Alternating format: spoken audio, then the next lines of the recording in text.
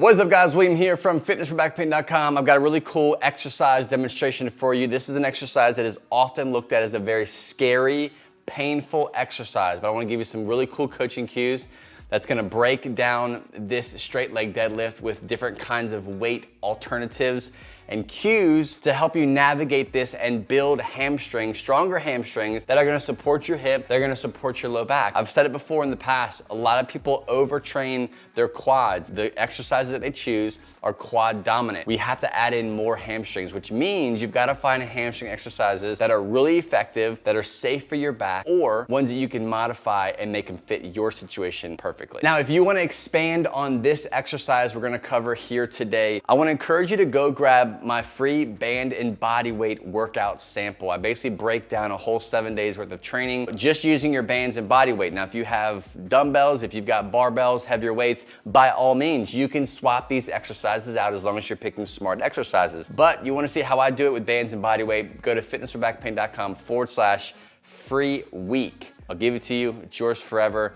Try it out, let me know what you think at fitnessforbackpain.com/free week. All right, so I'm gonna break this specific exercise down into 3 things that I want you to be focusing on. And if you get these 3 things right, no matter whether you're using a kettlebell, a barbell, or a dumbbell, or any kind of weight apparatus, you're gonna be good. Again, the fears around protecting the low back, making sure that what we're doing in the back isn't going to cause more pain. So when we're loading in a sensitive situation, such as being bent over, like this is dangerous. This is scary for some people. So when we're exercising and trying to build full body strength, especially the posterior chain, we have to do exercises that build the posterior chain, but we just got to do them safely, okay? Number 1 of the 3 points when it comes to the kettlebell straight leg deadlift is how far down you're going with the actual exercise. Oftentimes, you see people getting up in this position here and they go back correctly, but they're going past the point of where their hamstrings are being used the most efficiently or the most effectively for this specific exercise.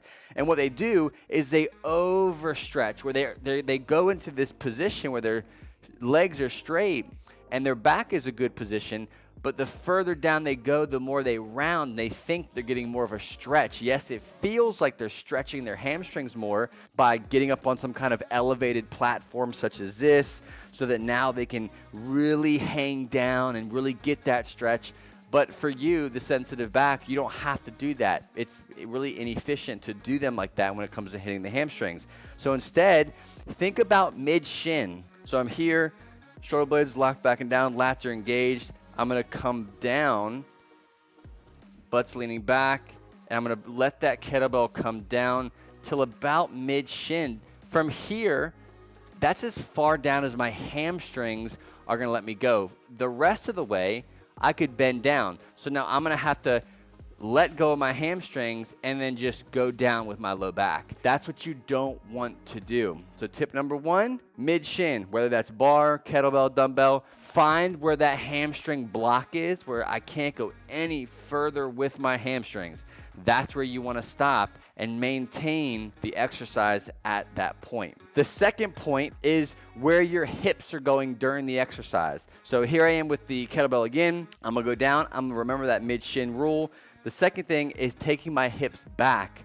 Oftentimes we start to bend over like this and go down that way, and we're using that low back to keep us from falling over. Instead, find that happy rhythm where you can bring your hips back and come down at the same time. So as I'm coming down, as that kettlebell is traveling down, my hips are traveling back, okay? You're like counterbalancing yourself from the hips and the weight out front.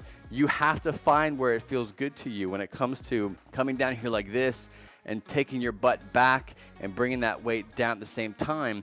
If you do it right, A, it'll feel really good, but B, you'll just feel balanced, right? There'll be a balance between your low back taking all that load and trying to keep yourself from falling over, and like your hips and your hamstrings and the rest of your body feeling good all going down into that position. We've got the mid-shin approach. We've got the hips going back rule. The third one is what you do when you come back up out of it. A lot of times what you see is as you're coming down, hips might be going back, the weight's balanced, you might even be mid-shin, but what you do is you tend to lift from the low back and come back up.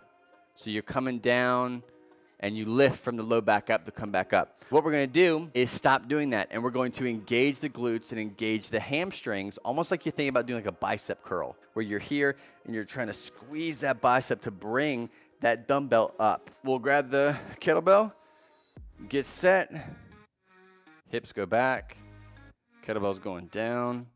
I feel super balanced, feel good. Hamstrings are getting tight. That's my hamstring block about mid-shin. From here, I'm gonna squeeze my glutes and squeeze my hamstrings to come back up. What I like to think about doing is if my feet are like this, I'm doing this to bring it back in. So you're gonna use that to engage the hips, but you can also use that to engage those hamstrings at the same time. So I'll show you one more time. Coming down, hips going back. Drop, drop, drop, drop. Build that stretch in the hamstrings. Low back feels good.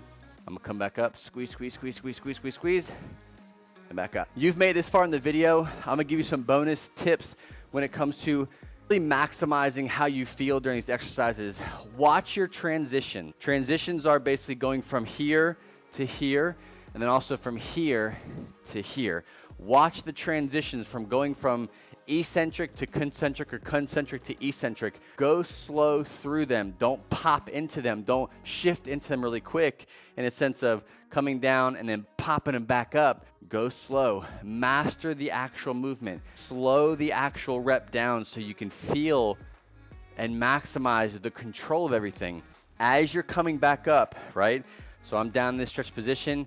Don't just start lifting assuming your hamstrings and your glutes are going to pick up where they should be. What you have to mentally do is turn these muscles on before you start coming back up. So I'm down, down, down, down, down, down. Get that stretch, squeeze, then lift through that squeeze. Those cues are going to help protect the low back. Those transitions, engaging the muscles that you're supposed to be engaging, going slow will all come together and protect the low back during any exercise. So apply those 3 strategies to this specific kettlebell straight leg deadlift. I guarantee you're gonna feel a difference. So that's it, guys. Thanks so much for watching. Make sure you go grab that free gift. If you wanna train smarter, learn how I put workouts together, and have a free sample of a whole 7-day workout routine that I would give someone in your shoes with low back pain or post-surgery history, go to fitnessforbackpain.com/free week. It's totally free. It's totally yours. You can take it, use it, rebuild your own workouts with it. By all means, do that. Have any questions, let me know, and I'll see you on the next episode.